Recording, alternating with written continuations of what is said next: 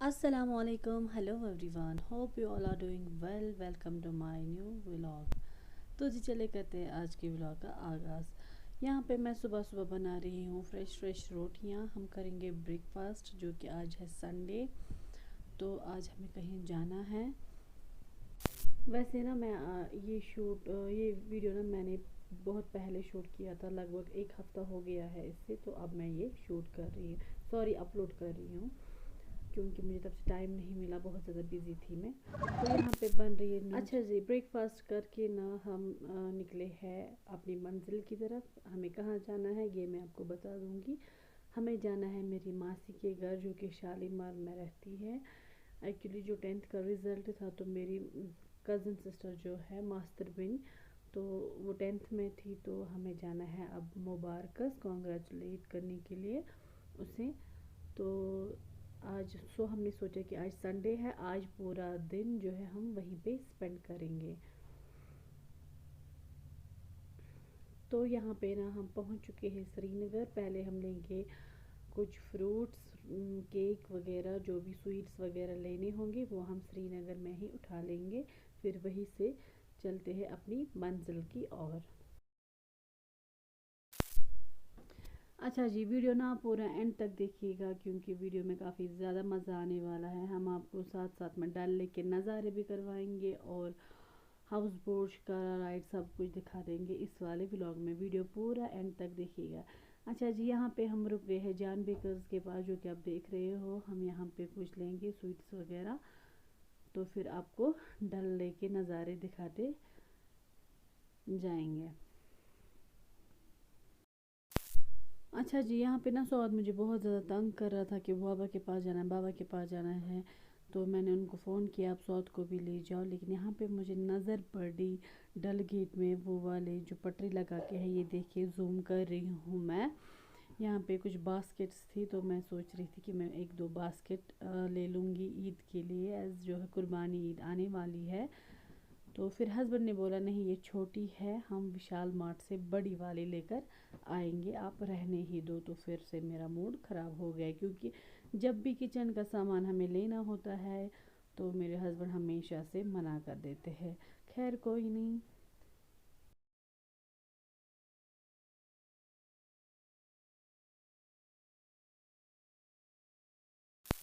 तो जब हम जॉन बेकर्स के पास जाएं तो हम पेस्ट्री ना लें, ऐसा हो नहीं सकता, क्योंकि मुझे जॉन बेकर्स की पेस्ट्री बहुत ज़्यादा पसंद है। लेकिन अनफॉर्चुनेटली वहाँ पे नहीं थी तब।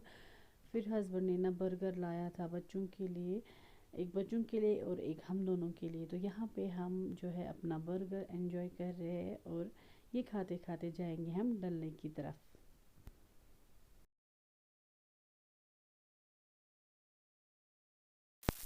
तो जी लीजिए अब हमारे प्यारे प्यारे डल लेक के, जो हमारे कश्मीर की शान है, डल लेक के नज़ारे ले लीजिए, कितना प्यारा है। लेकिन टूरिस्ट फ्लो जो है बहुत ही कम देखने को मिला, मतलब टूरिस्ट बहुत ज़्यादा कम थे।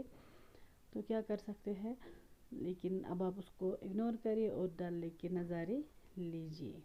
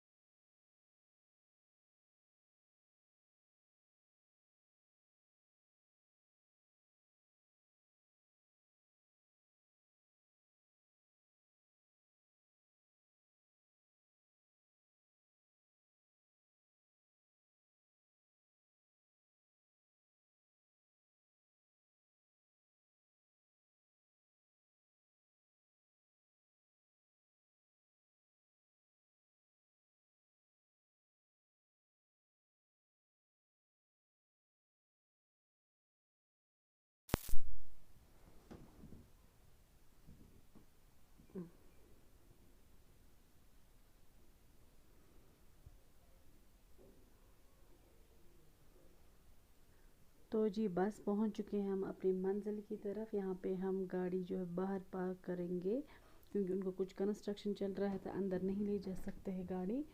तो यहाँ पे पहुंच चुके हैं हम मासी के घर।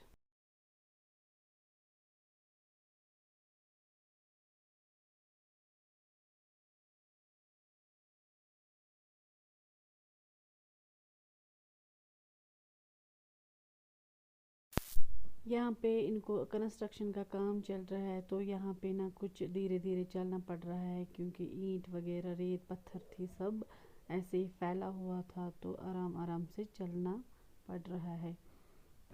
तो फाइनली पहुँच चुके हैं हम मासी के घर।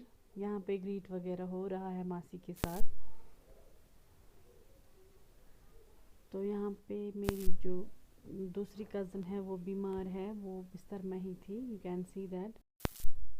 तो यहाँ पे ना आयशा देखो पहले नखरे कर रही है, नहीं आ रही है, बाद में आएगी, वो ये करे तो फिर फाइनली ये आएगी हमारे पास।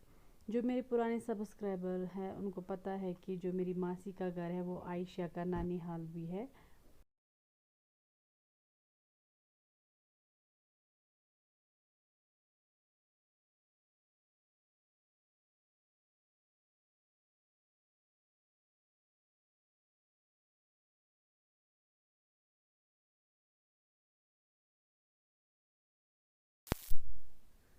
तो जी यहाँ पे ना ये सब हंस रहे थे, चिढ़ा रहे थे मेरी कज़न को। और बोल रहे थे कि जैसे तुम दुल्हन हो वगैरह। तो मैंने बोला हम क्यों ना करें जब मेरी मासी मेरे लिए हमेशा हमेशा खड़ी हुई है। मतलब हमेशा ना जैसे कुछ भी मैं मुझे खुशी के दिन थे जो भी थे, मतलब कभी ना कुछ मैं हॉस्पिटलाइज हुआ करती थी, कुछ भी मेरी माँ से हमेशा सामने आती है तो मैं क्यों ना करूँ उनके लिए। सो ये शौक़ होता है अपना अपना, जब मुझे खुशी होती है तो मेरी मासी सबसे पहले आती है तो मैं क्यों ना करूँ। तो यही तो होती है रिश्तेदारी, अपनापन, एक दूसरे की खुशी गम में शामिल होना।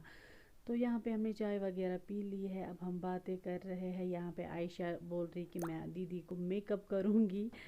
इसका ना मेकअप का बड़ा शौक़ है, ये सिर्फ लेती है मासी का जो भी मेरा जिसका भी उसको ना मिले मेकअप सामान, ये बोलते हैं कि आ जाओ मैं सबको फेशियल करूँगी वो करूँगी। तो अभी यहाँ पे निकाल रही है। तो चले जी लंच आ गया है हमारा, करते हैं बिस्मिल्लाह। तो यहाँ पे हम लंच करेंगे। मैंने मासी को बोला कि हमें सब को एक साथ में दे दो, हम ड्रामे में खाएंगे, बच्चे भी और मैं भी। सो यहाँ पे करें अपना लंच एंजॉय। इन्होंने ना काफ़ी ज़्यादा इंतज़ाम किया था, मतलब अनएक्सपेक्टेड। इन्होंने वैसे तो मेरी माँ से हमेशा से ही करती है, जब भी मैं मतलब हस्बैंड के साथ जाती हूँ वहाँ तो तब ऐसा ही अरेंजमेंट होता है मेरी मासी के घर में। वैसे तो शादी के बाद मैं अकेली गई नहीं, हमेशा हस्बैंड के साथ ही जाती हूँ वहाँ। और ये बड़ी खुश हो जाती है, बोलती है कि मैं आओ जुट नेचू।